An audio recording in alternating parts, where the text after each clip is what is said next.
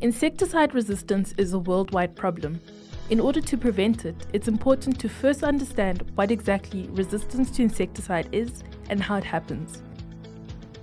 Resistance to insecticides is defined as a heritable change in the sensitivity of a pest population that's reflected in the repeated failure of a product to achieve the expected level of control when used according to the label recommendation for that pest species.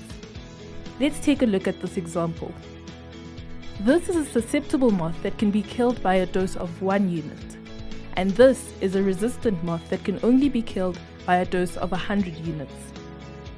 In any insect population, there will always be a few individuals that are naturally resistant to the insecticide. When spraying this population, these few resistant individuals will survive because no insecticide spray is always 100% effective on the susceptible individuals. Some of these will also survive, therefore the spray is assumed to be 90% effective. If we use the insecticide on this population, only 88% control is achieved.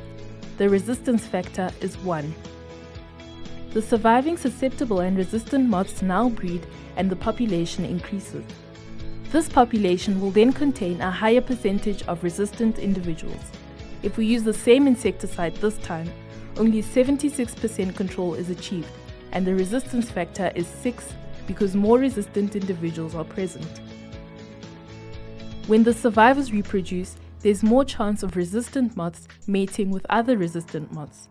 So this generation has a much higher proportion of resistant moths than the previous generation. Using the same insecticide spray in the third generation will only achieve 30% of control, making the resistance factor 22. This process is repeated every time the same insecticide is used. Resistant moths continue to multiply and ultimately become predominant in the population. Familiarize yourself with the basic principles like active ingredient rotational mixing, following labeling instructions, and many others to make sure that you manage resistance successfully. Once resistance reaches a certain level, it will be difficult to contain.